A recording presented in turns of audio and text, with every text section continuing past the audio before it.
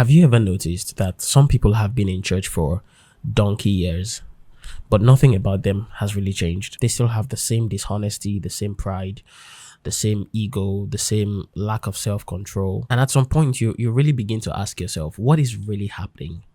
What exactly is happening? If Christianity is supposed to be about transformation, how come there are so many Christians who have still not changed? Now, before anybody misunderstands this video, this is not me attacking the church. This is not me attacking Christians. This is me simply stating an observation. And you see, this is a question that I have honestly been asking myself a lot lately.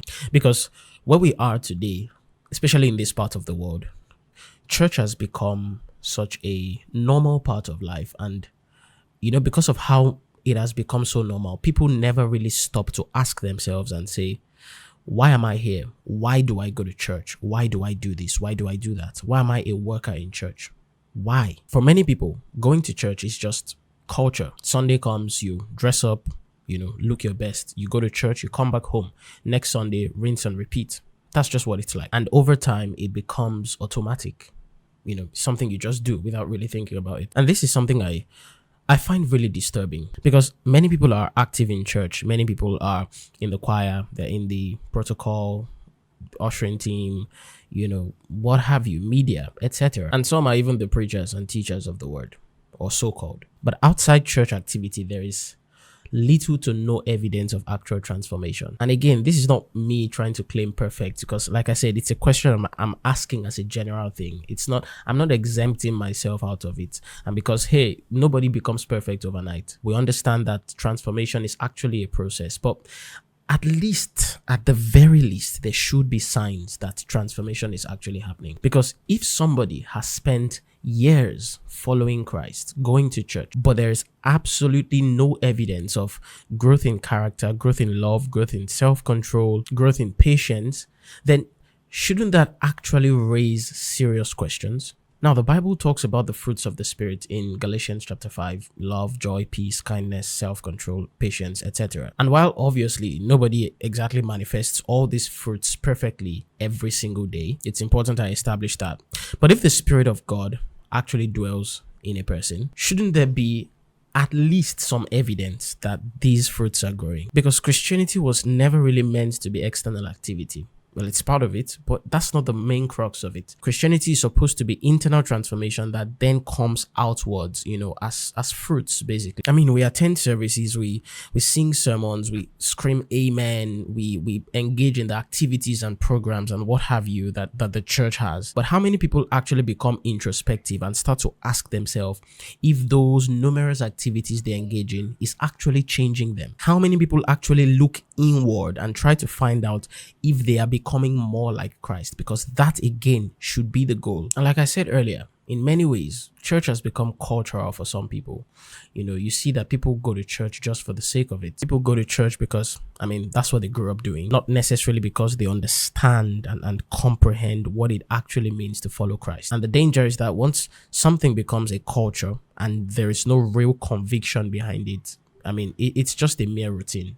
And it's not going to change anybody. So in that case, there will be no intentional engagement. It's just going to be mere participation, like going to a party or going to the club or going to work even. It's just participation.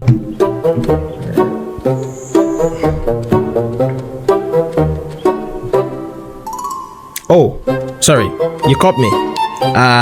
Apologies. I just had to take a break. Let me quickly finish writing what I'm writing. Oh, what am I writing? Yeah, I'm writing the list of everybody who has been watching my videos so far and have still not subscribed to our channel. Subscribe to the channel, like the video. It won't hurt. Yeah, it won't really bite. So subscribe now. Okay? Yeah, now. So I'll just cancel your name from here. All right. Thank you. You can go back to watching the video now. Jesus said we are the light of the world and said that we are the salt of the earth. And that means that we're meant to influence our world. We're meant to, bring the culture of the king to the world that we live in. But there are many times where I look around and I ask myself and I'm like, how can we influence the world when many of us have actually not allowed God to transform us properly. Because unfortunately, the world is not moved by church numbers, by church attendance. The world is not moved because you went to church on Sunday. The devil is not afraid of you because you went to church on Sunday. Sorry, he's not.